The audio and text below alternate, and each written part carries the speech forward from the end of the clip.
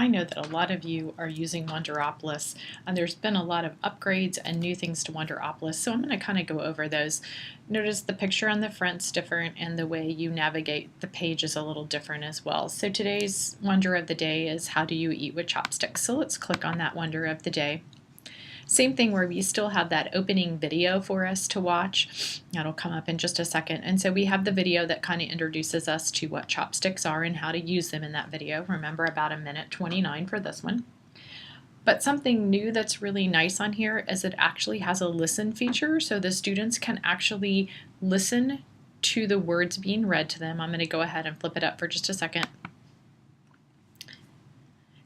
If you've ever been to a Japanese or Chinese restaurant, you may have experienced a...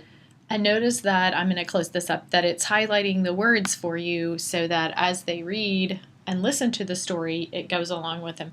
And the voice, I know, is computer generated, but it sounds really awesome, and I really like that. So again, we have the video, and then remember all the information that you need. Students can read it. A great thing is, did you get it? And at the bottom, if you click on did you get it, they now have a built-in quiz to go along with it, so we're checking for understanding, and the students can take this, and then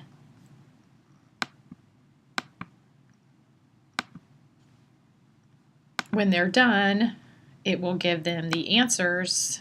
I'm correct, and then, oh, I'm wrong, whoops, and then obviously it's A and B.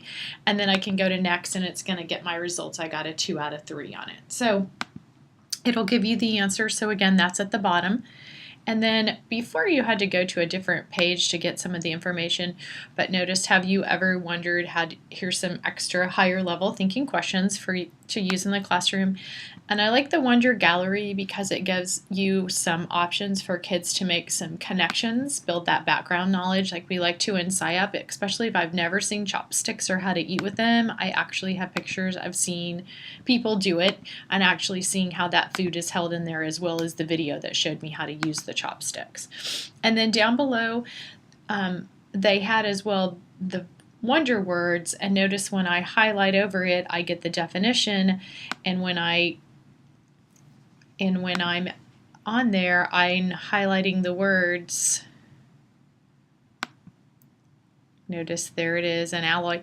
And this will actually highlight the words over here in the reading as well, so the kids will be able to see where primary happens to be within the story over to the left. So that's very nice to be able to see the word highlighted in the text over to the left.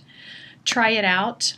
That same thing before, this is kind of telling you here's how you could try to eat how you could try to eat with chopsticks at home. Gives you that challenge, try it out, like it kind of had that before, and it's different for everyone. The test your knowledge was the quiz that we took earlier, so it's off to the right as well. Still wondering, again, we have that, extension activity, so check out the Smithsonian's history. So let's click to this. And it's going to talk to me a little bit about, here's the knife, fork, and plate from somewhere else instead of chopsticks. And notice that it's also telling me the historical thinking standards for those grade levels. So it gives you that as well. And then here is some extra information. If I happen to be studying the Civil War, obviously now I have a related book or literature that I could use with this as well. Let me go back to the beginning to this. And so wonder what's next. Remember, it's giving us that clue. Tomorrow's Wonder of the Day keeps hot things hot and cold things cold, so the kids could try and guess what that's going to be for tomorrow. We still have the Wonder of the Day, Explore Wonders, where we can go and search for those wonders. They just look a little different. And now you can go by grade level. So that helps a little bit now, so that I could search under kindergarten, and maybe we are studying animals, and then I can look and see what I see that probably fits in with my kindergartners. So that's, again, and I have most recent and most popular is there as well, so lots of different ways to search for those. What are you wondering? You can actually submit a wonder to them to actually create.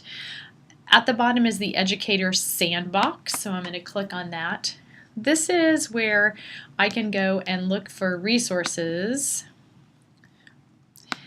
that are going to give me So I can do grade level 3, and I'm going to look under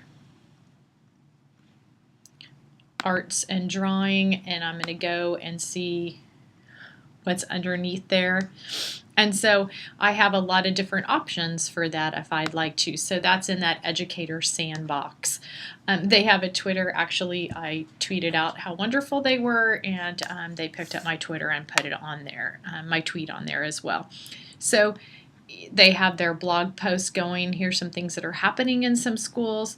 We know also that there's just lots of resources that the families give to us too when we go to this educator sandbox. So check this out and see if that helps and gives you some ideas to go along with that. And again, new, same concept and everything, but they've got some really great new features that I think will be even more supportive of Common Core in the future. Good luck and have fun playing around with that.